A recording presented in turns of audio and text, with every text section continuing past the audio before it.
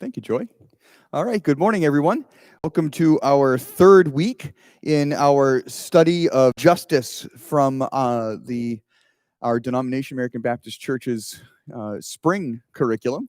And we are in session 3, and we're going to be talking about consequences for injustice. So I want to start off with some questions to kind of get us thinking. So the first thing to think about is, as we think about consequences, is that all actions have consequences, right? We tend to think of consequences as punishment, but really consequences are simply the results of actions, right? So good actions have consequences, and bad actions have consequences. So I wanted to give folks a minute to think about times in their lives when they had consequences, good or bad, for actions in their lives, something that you've done that had a consequence, that had a result. So think.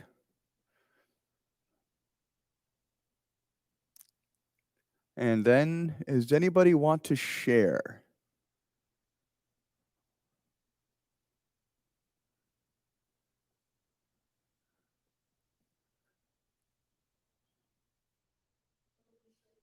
Think about actions in your life that had consequences, and then if you would like to share. And so consequences, it could be a good action, it could be something good that you did that had a yes, right.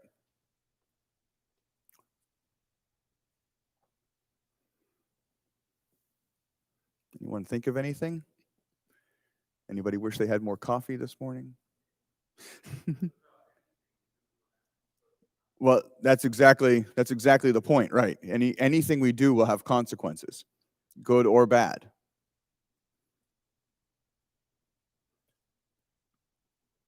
I was trying to think of things that, and of course, everything has consequences. And I remember an event when I was I think I was about 19 years old. I went down to visit my grandparents down in Connecticut, and they lived at the time in Fairfield, Connecticut. And I drove down to go visit them and spend a weekend with them. And my grampy asked me. He looked at me and he said, "Does your car use oil?" And I said, "Well, of course my car uses oil, right? You have to put oil in the engine." "No. Does it burn oil?" And I said, "No, I don't think that it does." "When was the last time you checked your oil?" Well, I said, "Well, really don't check my oil very often. I change it every 3,000 miles." And he gets all grumpy with me, and he goes out, gets a rag, goes out to my car, pops the hood, checks my oil. "You're practically dry," he says. My car did use oil. So I wasn't checking my oil, and the result was nearly a seized engine. Instead, the consequence that I got was my grampy thought I was an idiot that didn't know how to take care of my car, right? So fairly benign, but could have been pretty bad. And sadly, a few months later, my brother's engine in his vehicle seized because he wasn't checking his oil either. And that's what happens when you drive, older cars, and you got to check those sort of things. Anyone else have anything they want to share?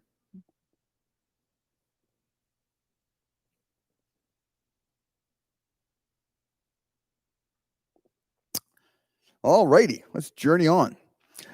So the Bible has many accounts in it where people and nations encounter divine consequences for their actions. So the text for this session tells us that the Chaldeans, which are the Chaldeans and the Babylonians are the same people, faced divine consequences for unjust actions. So we're going to open up in our Bibles to the book of Habakkuk, and we're going to go to Habakkuk chapter 2.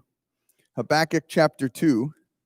And this week I received in the mail as a gift from one of our church folks some magnets from my pages.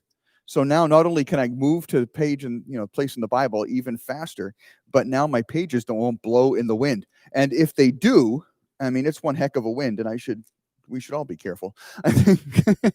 So I'll read the text because of kind of some of the difficulties we have with going over the internet, but we're going to read the entirety of chapter 2.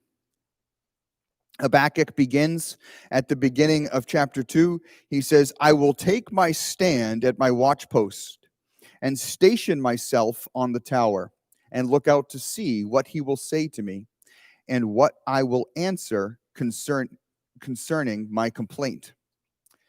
And the Lord answered me, write the vision, make it plain on tablets, so he may run who reads it. For still the vision awaits its appointed time. It hastens to the end, it will not lie. If it seems slow, wait for it. It will surely come, it will not delay. Behold, his soul is puffed up. It is not upright within him, but the righteous shall live by his faith. Moreover, wine, or your text may say wealth, is a traitor, an arrogant man who is never at rest. His greed is as wide as Sheol.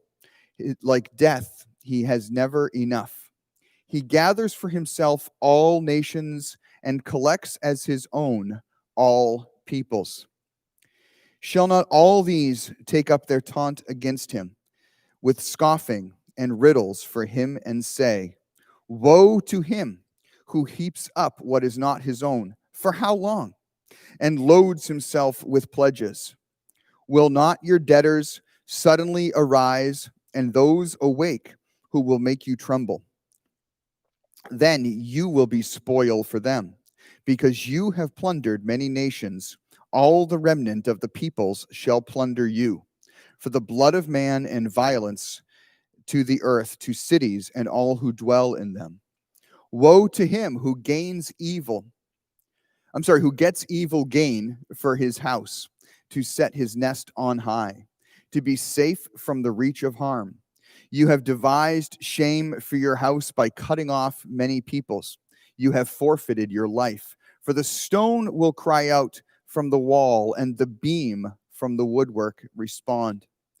Woe to him who builds a town with blood and founds a city on iniquity.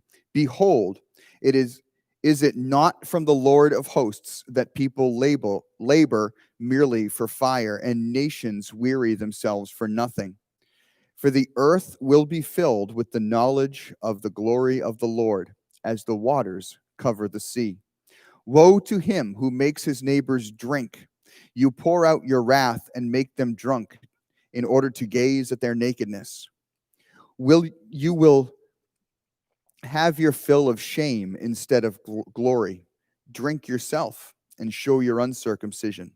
The cup in the Lord's right hand will come around to you, and utter shame will come upon your glory.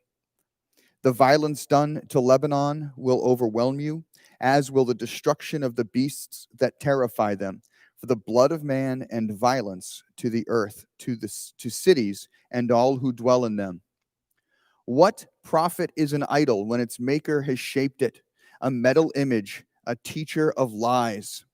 For its maker trusts in his own creation when he makes speechless idols. Woe to him who says to a wooden thing, awake, to a silent stone, arise. Can this teach? Behold, it is overlaid with gold and silver, and there is no breath in it.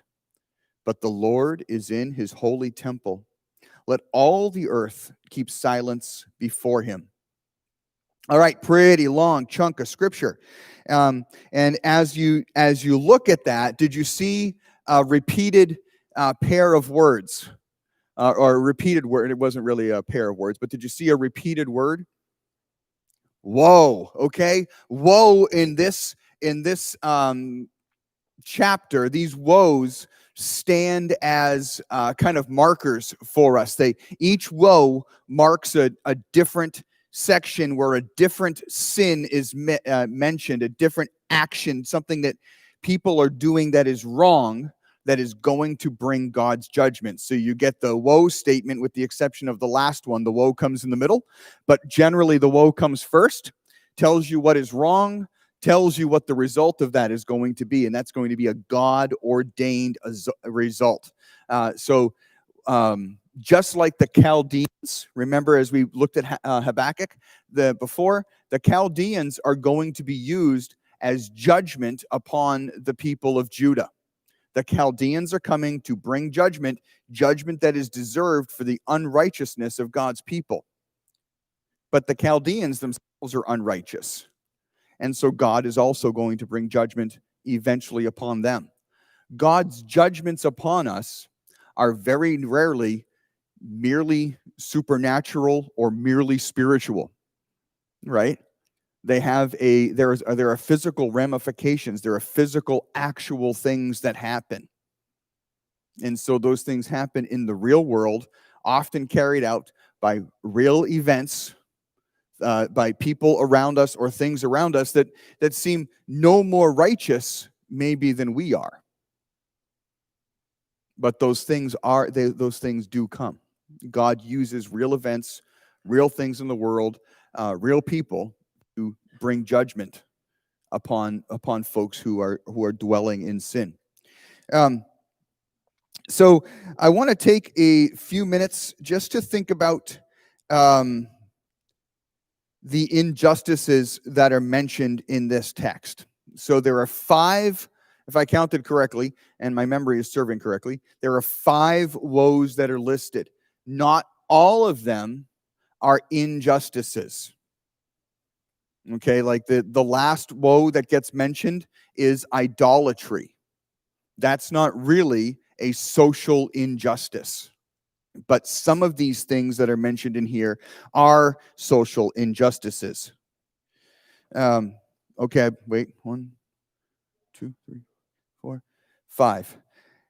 Verse 6 has a woe. Verse 9 has a woe, verse 12 has a woe, verse 15 has a woe, and verse 19 has a woe. Whoa. Whoa. Those 2 woes ought to work the same way for us, right? That woe, as folks would say, to slow down a horse, spelt one way. But man, if you hear a woe pronounced by God against something that is your normal practice, you ought to slow down. Take a look around and see what you can do differently. So we'll look at them kind of in order. The first woe that comes up in verse 6, how would you describe that woe? What is it that God is saying woe to? Or your translation might say something like alas or something like that.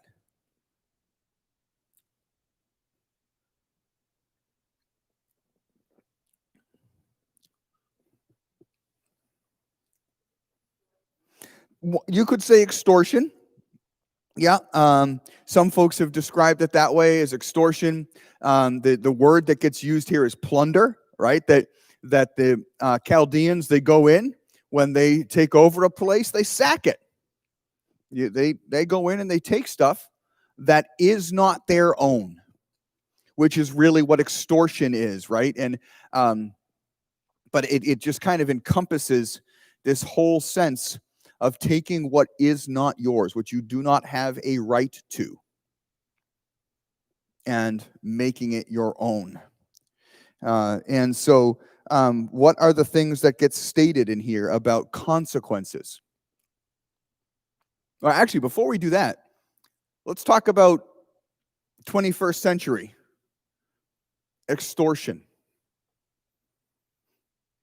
Can you describe that in a better way, or can you describe that by what you see in the world around you?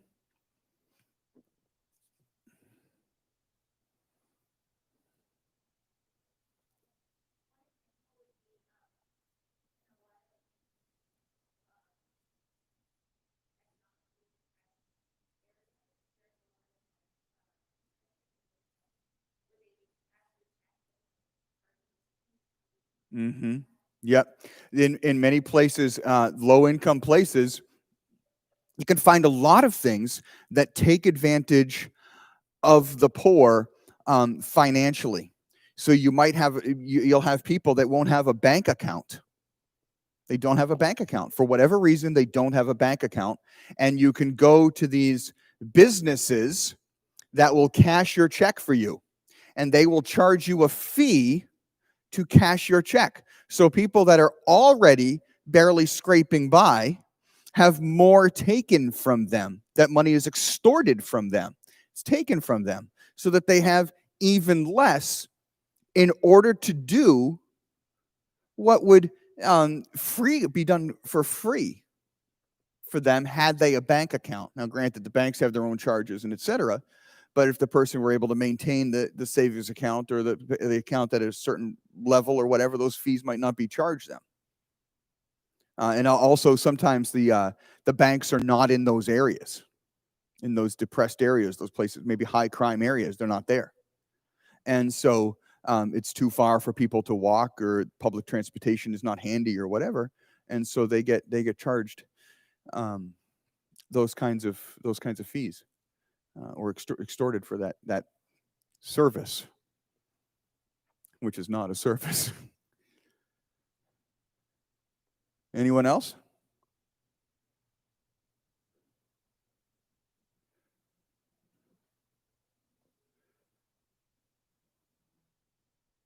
In those very same areas, you will have businesses that will give you a pay advance. If you've gotten yourself into some deep water between paychecks, you're going to get paid next Thursday, but now it's Monday and you're out of cash and you need to do whatever. You need to pay for this. You don't have groceries, who knows what. You can go and you can get a loan, a pay advance loan from some of these businesses. And all you have to do is pay them back when you get your paycheck in a few days. Well, guess what that means? You didn't have enough money now. You went and you got a very small, comparatively, loan with a high fee or some kind of interest rate. And then you go back on Friday after you've gotten your paycheck on Thursday and you pay back that loan that you got. Well, now guess what? Now you have less money for this coming week because the money wasn't there last week. It's predatory. It preys upon people who are already behind the eight ball in those kinds of situations. Yeah, it's bad stuff. And it happens. You might not see it here happening in Vermont, but you don't have to travel many hours away to find cities of sufficient size to have an impoverished population of sufficient size to be able to keep these businesses thriving and alive. Even pawn shops, right? You take something that's of value and you're maybe not using it or whatever, and you go and you sell it to a pawn shop. The pawn shop gives you not its value so that it can sell it at its value. And you can get pretty ripped off. And what is the result? What's the consequence that God lists here for the Chaldeans? Now, these consequences that are mentioned here does not mean that this is always the consequence for every person who commits extortion within their lifetime. But what's the consequence for the Chaldeans?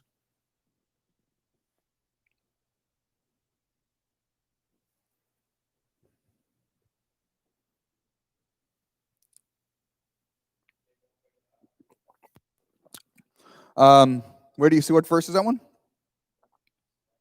7. They won't wake up.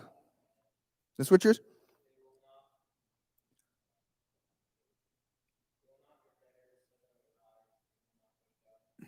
Oh, and those. Oh, that's interesting. Yeah, mine says, "And those awake who will make you tremble." And actually, what happens to the Chaldeans is the very people that they subjugated rose up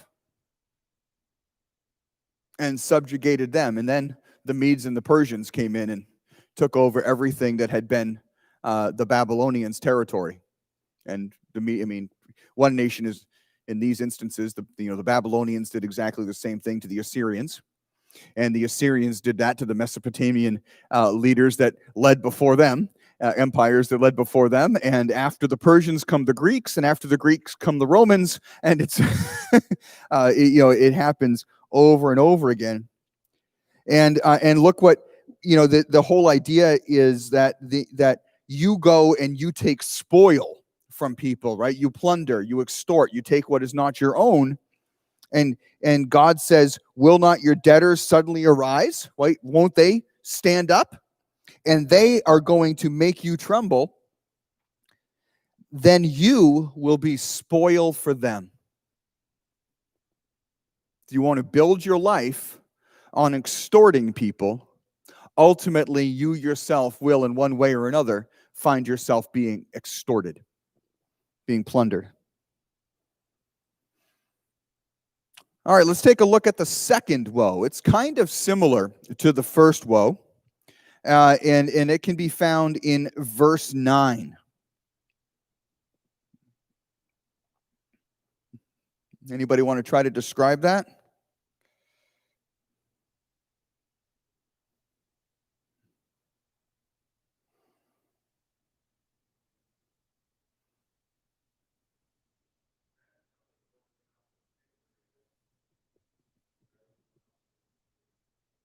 So building homes in a safe area when others are in a dangerous area. Okay.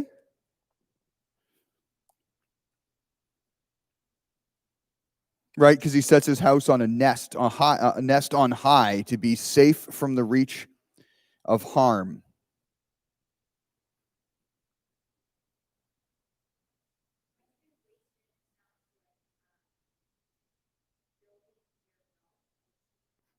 Yeah. I think that's even a little bit closer. It's by building your wealth by cheating others. Because if you look at verse 9, he says, who gets evil gain for his house. Evil gain for his house. And then the consequences that come, that we'll talk about in a second, it seems to kind of go along with that as well, down in verse 11. But it says there in verse 10, you have devised shame for your house by cutting off many people. You have forfeited your life. Yikes. So how do people build wealth by evil gain? Stealing and cheating. Yeah, that's one way. Stealing and cheating. Underpaying their workers, right? You have gotten evil gain for your house, evil gain, right? What about overvaluing your products? Overvaluing your products.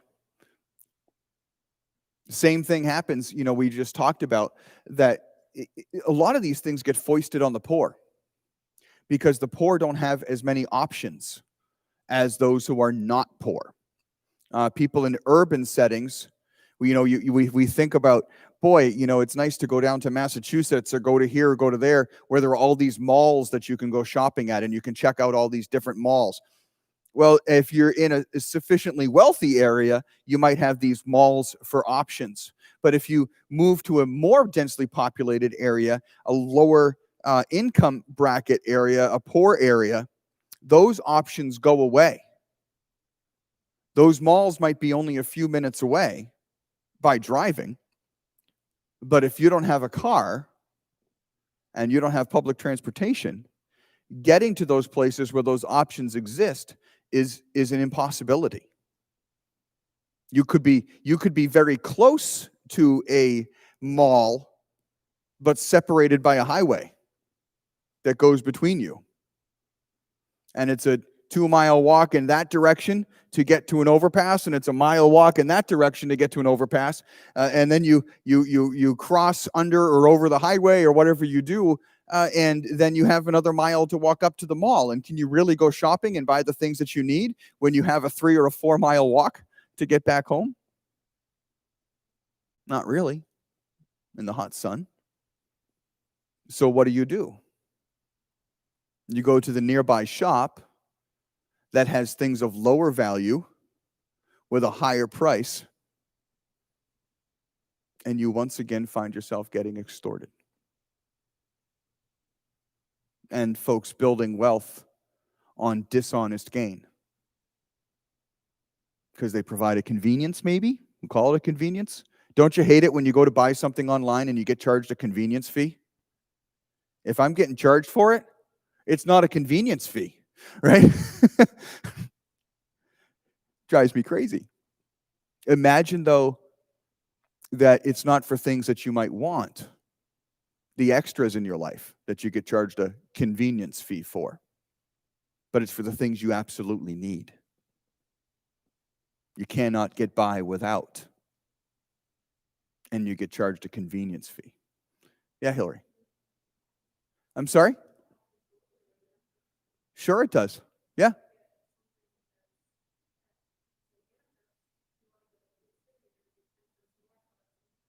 Yep. And in some cases, right, the other thing that you have, and this is a really good example, right? Local businesses that work honestly, that deal well with the community, right? Local businesses that deal well with the community, that are working with the community, don't have the buying power of large corporations. So they can't bargain for the same kind of price that a large corporation can bargain for the same item. And so they're forced to sell that same item at slightly more, sometimes maybe significantly more. And so it also works against it can work against the businesses as well. And it has a doubling effect. I remember when I moved here, there was a Grand Union. Well, there was a sign for the Grand Union, and it got beaten out of business by larger corporations in the area. It happens. And then a whole region in the community that was walking to the store can't walk to the store, or has to walk further to the store.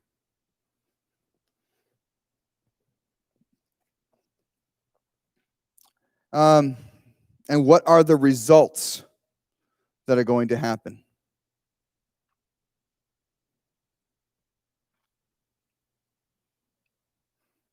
Remember, the image is that you've built a house on selfish gain.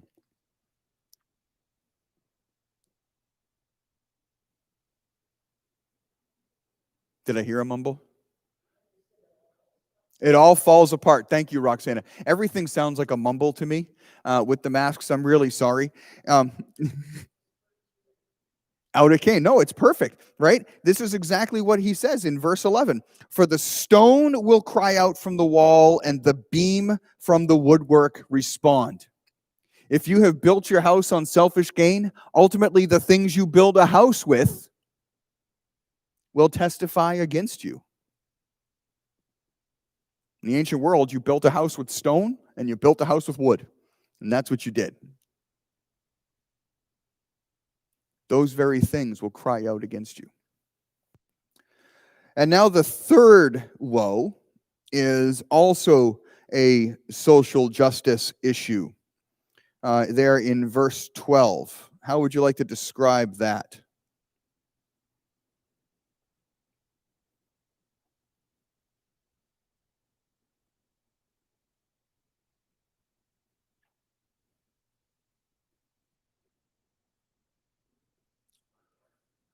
War? Okay.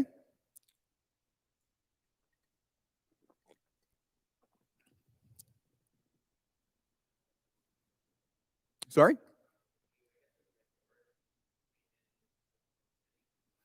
Yeah. So war, right? Coming in and taking a whole city. What happens during war?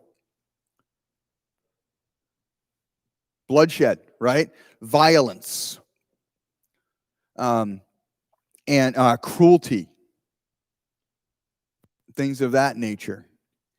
And so see, he says, woe to him who builds a town with blood and founds a city on iniquity, which is sin. And then also talks about laboring, that the people's the peoples labor merely for fire, and nations weary themselves for nothing. So that the leaders have built up their power based on violence, subjugated the people, so that they're busting themselves. They're working hard just to have a fire. They're working hard to have nothing.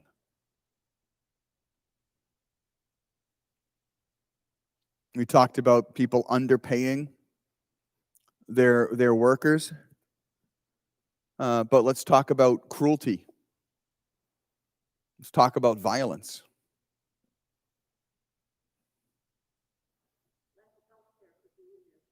Lack of health care, building it with blood.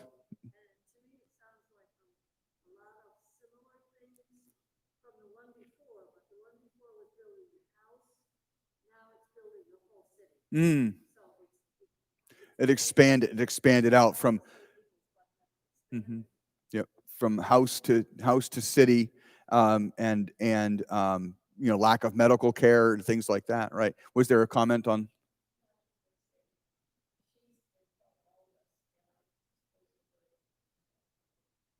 That's why I just repeated it.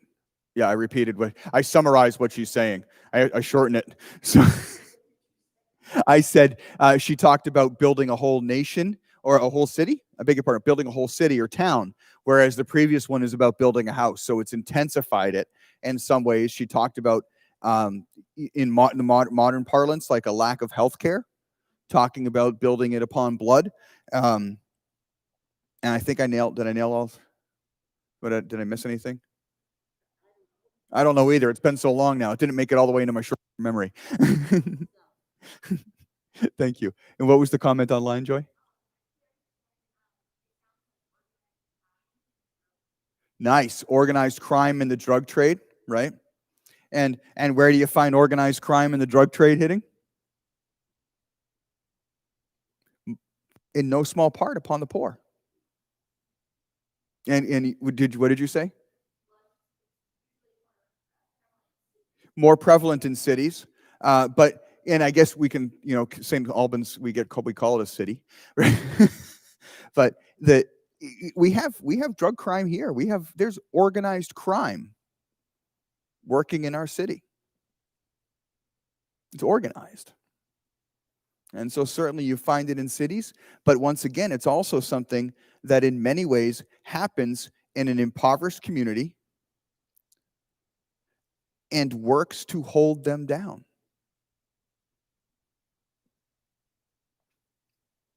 And too often, with drug crimes and et cetera, we have laws that can punish disproportionately the poor, as opposed to the wealthy. That we have drug crimes laws that are intended to keep people from using drugs and intended to keep the spread of drugs from happening. But if a person can't get a fancy lawyer,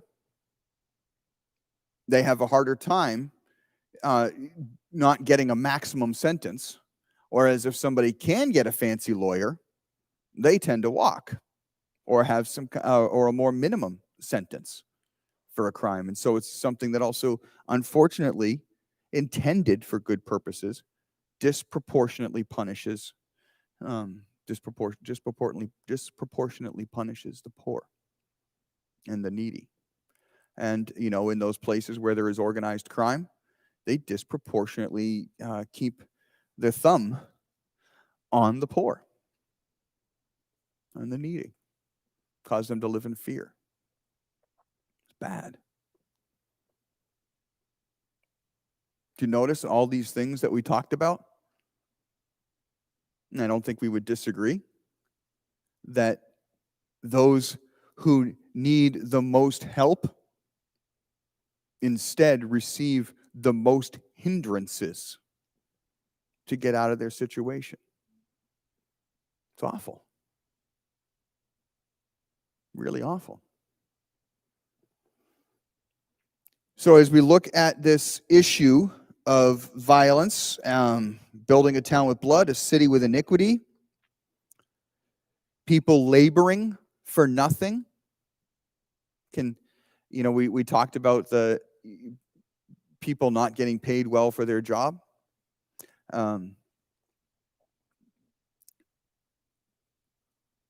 What kinds of things can we think about as well in our modern world? Things that happen. Any other things?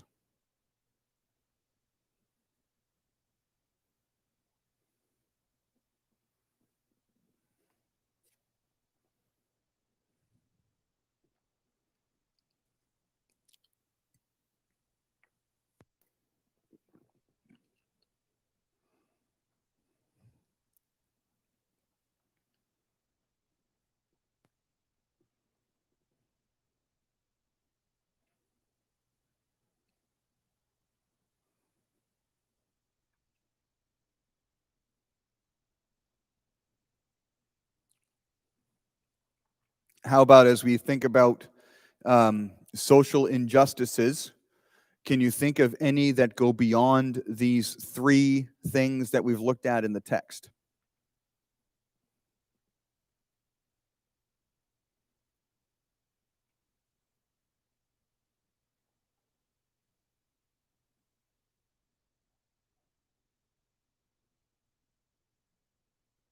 Or broader category, or different categories, or something like that? Anybody have anything in regards to social justice?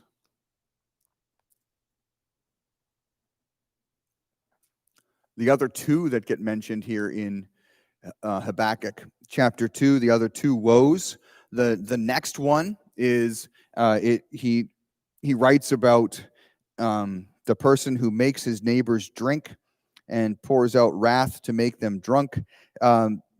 It seems like it is the person who encourages others to fall into their sin.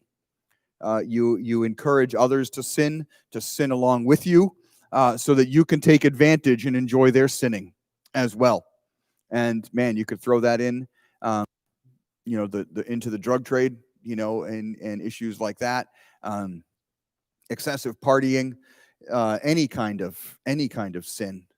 We treat it like a hobby, right? Here's something I enjoy doing. Why don't you give it a shot too, right? And we evangelize sin. You imagine that? We evangelize sin. Too many Christians, I think, are probably better at evangelizing their own sin than evangelizing for Christ. And we make fine disciples, sinful disciples of sin, right alongside us.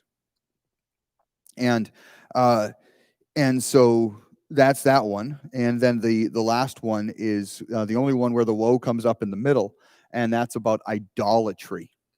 And literal idolatry is worshiping an object as if it were God. Worshiping an object, or a God. Worshiping an object as if it were a God. It's a representation of that God. Figurative idolatry is anything that we put in the place in our lives that ought to be God's place in our life. God's place in our life ought to be number one. So anything we put in that place, our job, our spouse, our children, our friends, our hobbies, our, whatever that we put in that place, our church, anything that we put in that place is very much idolatry, wealth, whatever. So those are the 5 things that he deals with here in Habakkuk, and all of those things have consequences. So as we continue thinking about these consequences, let's think about judgment and results. What are the results? Some of them are listed here in the text, but in other places, I shouldn't say in other places, but also as you think about these 3 areas of social injustice, areas of dishonest gain and plunder, extortion and extortion, plunder, and then kind of dishonest gain, building your own wealth or power structure on the backs of other people, and then cruelty and violence, bringing harm to others for your own actual harm to others for your own benefit. What are, as we think of those things, what are the results?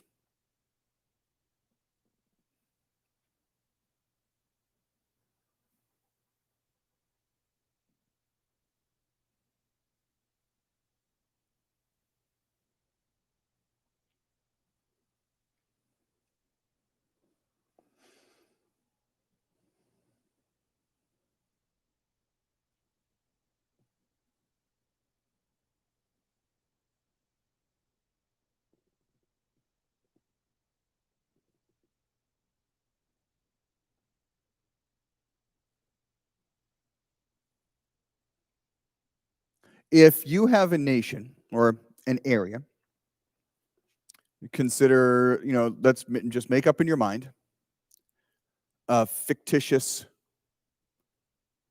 poverty-stricken area. And in that area, violence reigns.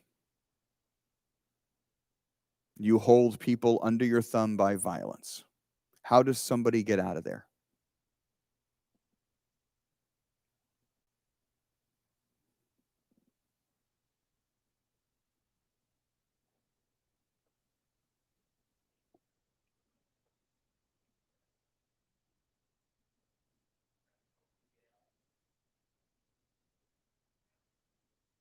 Some kind of underground, some kind of...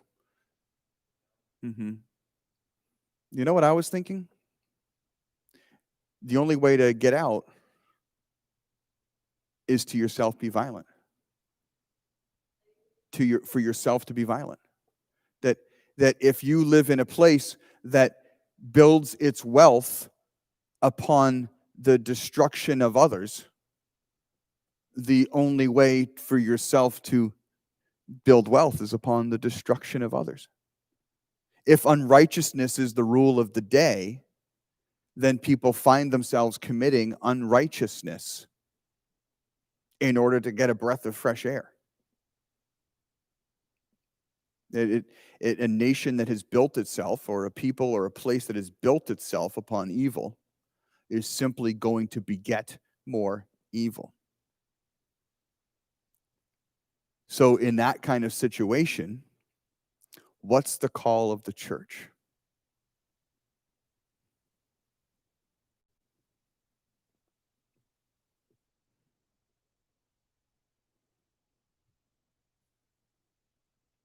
I'll give you a hint. There are 2 places in chapter 2 that give us a really good idea. Maybe 3. I'm going to go with 3 places.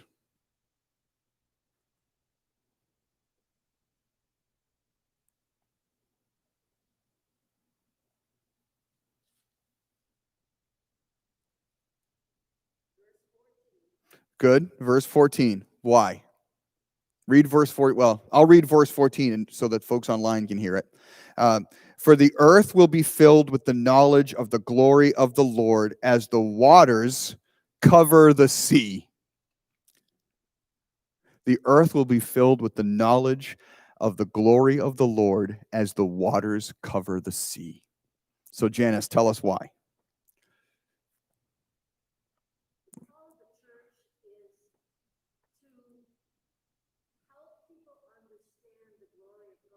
Mm-hmm. Mm-hmm.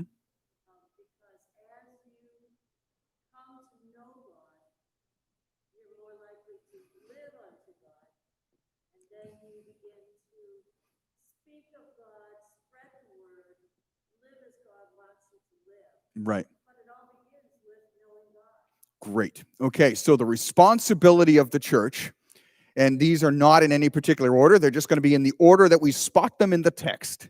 Okay, the responsibility of the church is to know who God is. Because as we know God, as we come to know God for who he is, we become a bit more amazed by who he is.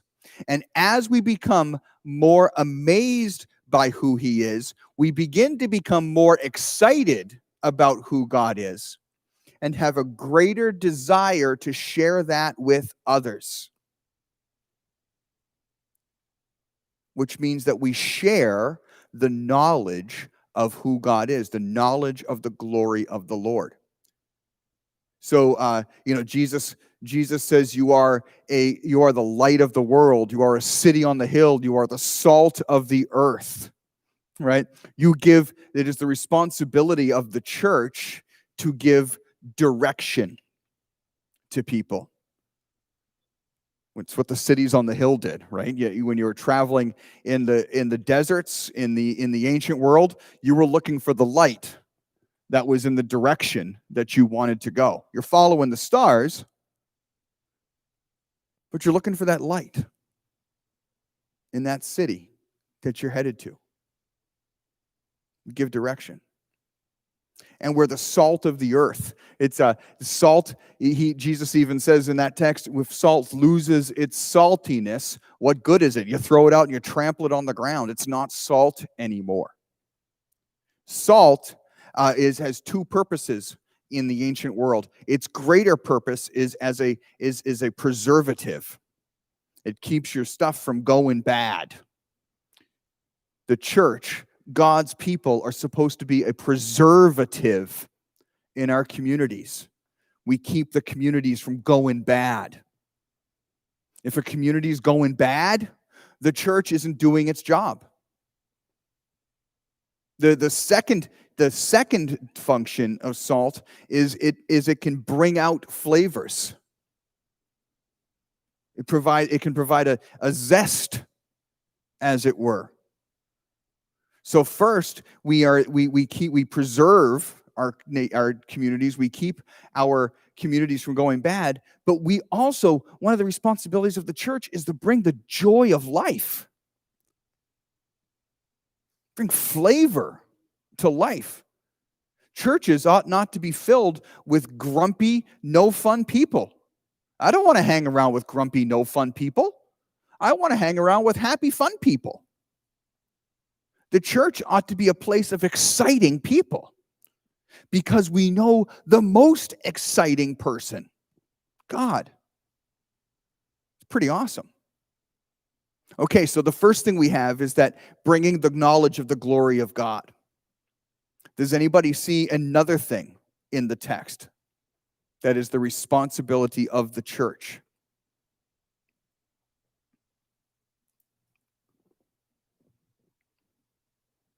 And as I see it, there are three things in this text.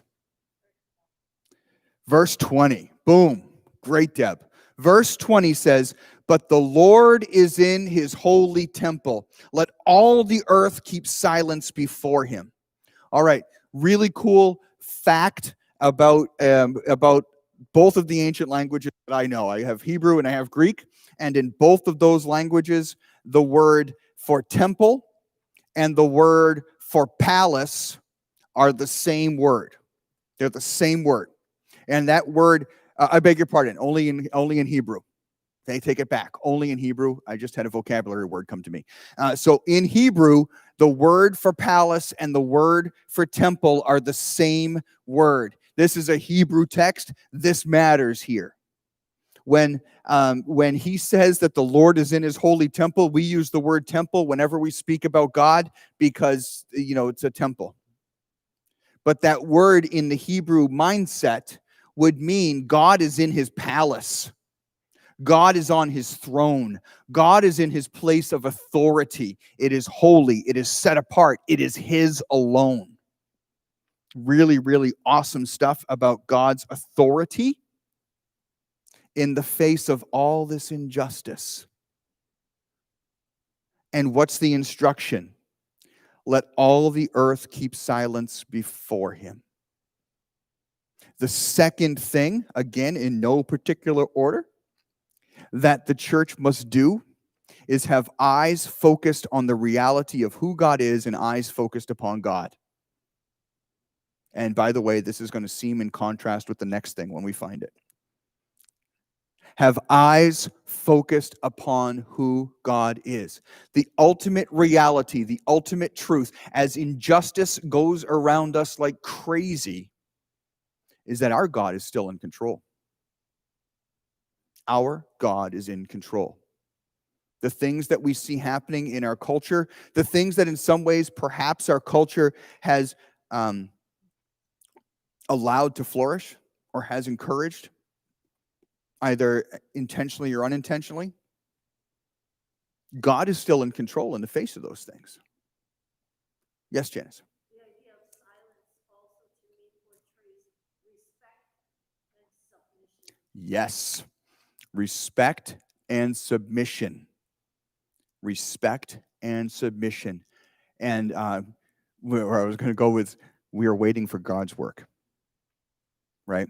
In the face of injustice, seeing and knowing that God hates injustice, as we look to God, what are God's directions for us? In the face of injustice, in the face of things that are horrible, God's people ought to be a people of prayer. When you were in the ancient world and you came before a king, you didn't come walking in, "Yo, king, what's up?" No. You came in humbly, and as soon as you could, you got to the floor on your knees out before him. The view, the symbolism of a person that is prostrate before a king is that if you want to take my head, you can. I won't even see it coming, because I am absolutely in submission to you and your will. The word that would get used is proskuneo, to the knee in Greek, which also means prayer. Prayer and worship. Come before God, seeking him to find out what he would have us do in the face of injustice. And what's the final thing?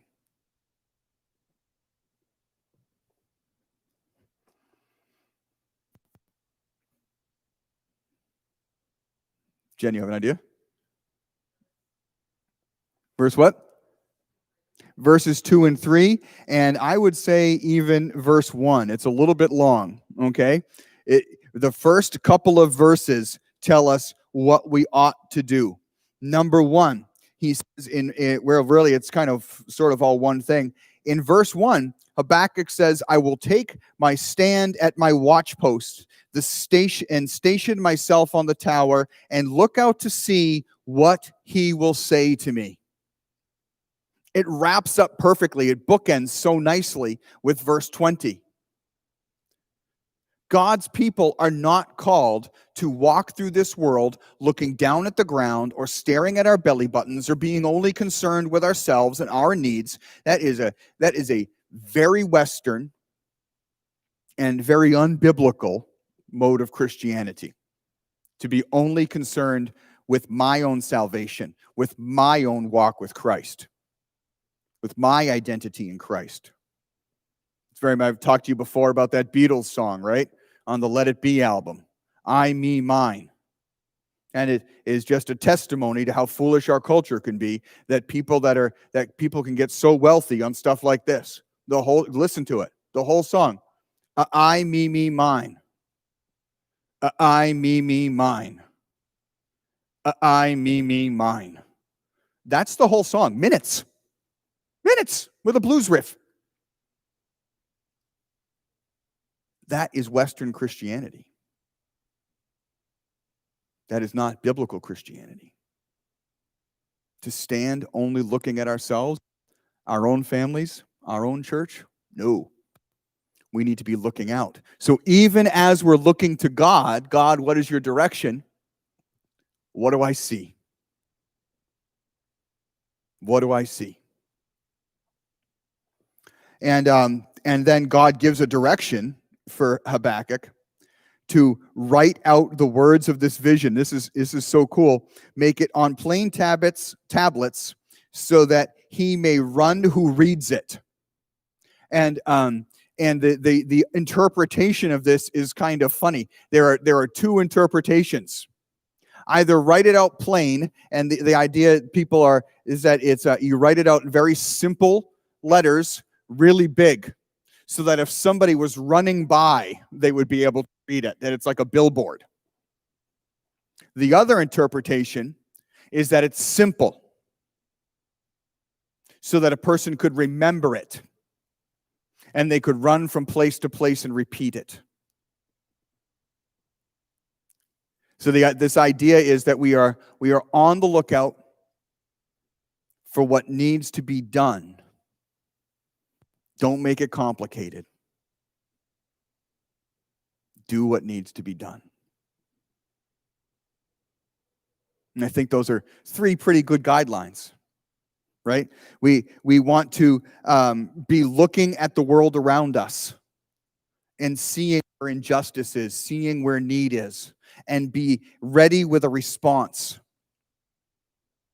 The second thing, insofar as the text is laid out, although I'm not sure that one is really a starting point and another is an end point, is that we ought to be sharing the glory of the Lord, knowing that knowledge of the glory of the Lord and sharing it with people around us.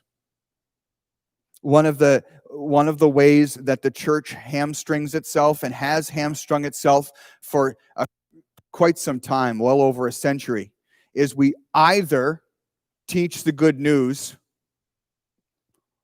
or we serve people in need. We either teach the good news, we tell people about Jesus, or we serve people in need. And what ends up happening is half the church thinks you're sharing the gospel by teaching people how to read or fighting injustice or getting people out of sex trafficking or who knows what else that you might be doing. And you get those people out of those things and you send them on their way. And the other half thinks, yeah, we're really serving the community because we're telling them about Jesus. The reality is the church has to be doing both of those things. It's not just telling about the glory of the Lord, but it's also looking to see where we can serve the needs of the community. And then the third thing, not by importance and not by place to start, but as the text lays it out, is to remember that God is in control and that all that we do must be submitted to Him. God is in control and all that we do must be submitted to Him. And any other comments or questions?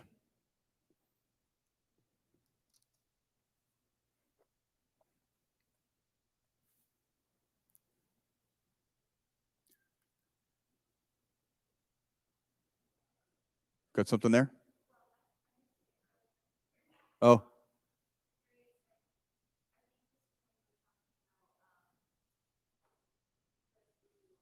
Yep.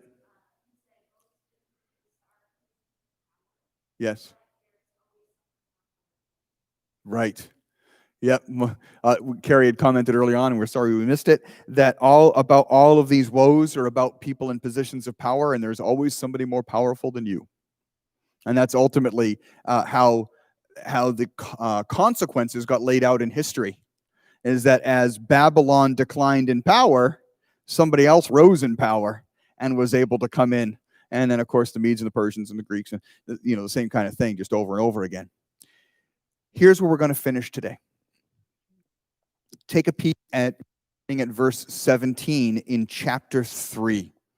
Chapter 3 stands out as something very different in Habakkuk. Chapter 3, you could pick up and you could drop into the book of Psalms, and it would fit perfectly. Chapter 3 ends beginning, this verse, we're going to look at verse 17 and follow it right on through to just about the end. I'll go right to the end. Though the fig tree should not blossom, nor fruit be on the vines, the produce of the olive tree fail, and the fields yield no food. The flock be cut off from the fold, and there be no herd in the stalls. Yet I will rejoice in the Lord. I will take joy in the God of my salvation. God, the Lord, is my strength.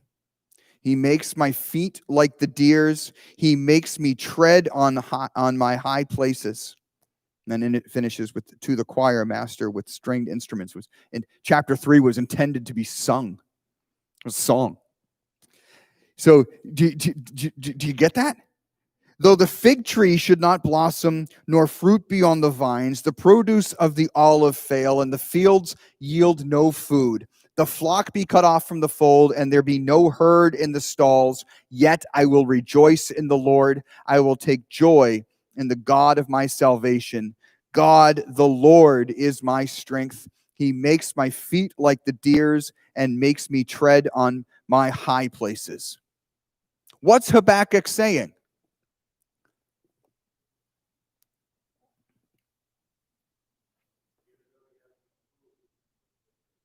Without food, I'll praise God. What else? Hope and trust in God in the face of what?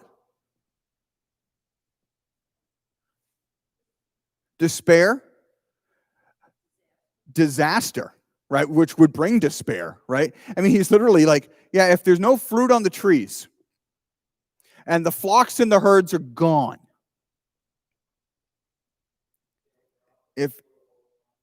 an entirely failed economy.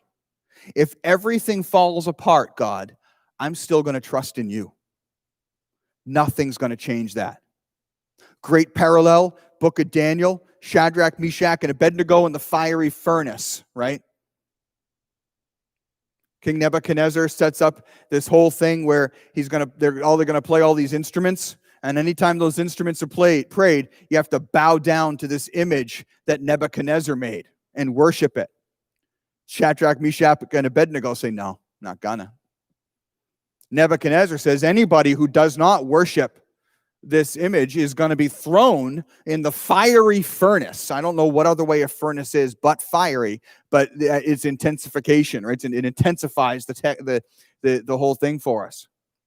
How bad this thing is. How hot. And Shadrach, Meshach, and Abednego say, the God we worship is able to save us from your fiery furnace. But you know what?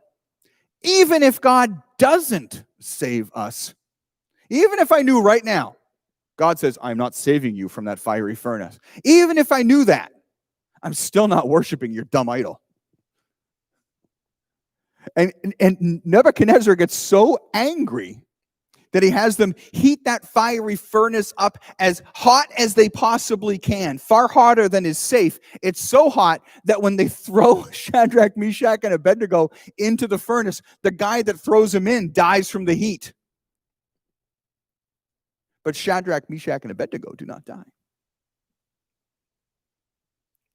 Very parallel to this.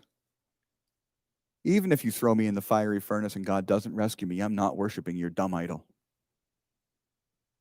Lord, even if I see everything around me that I rely upon you for, that is an image to me of your blessing in my life, even if those things fail, I will not cease to worship you. As we're looking at the world around us, some of it's kind of wobbly right now, a little bit shaky, a little bit scary. We're wondering what is going on. Do not put your hope in chariots and horses, in political parties or ballots to be cast. Put your hope in the Lord and seek his will for your life.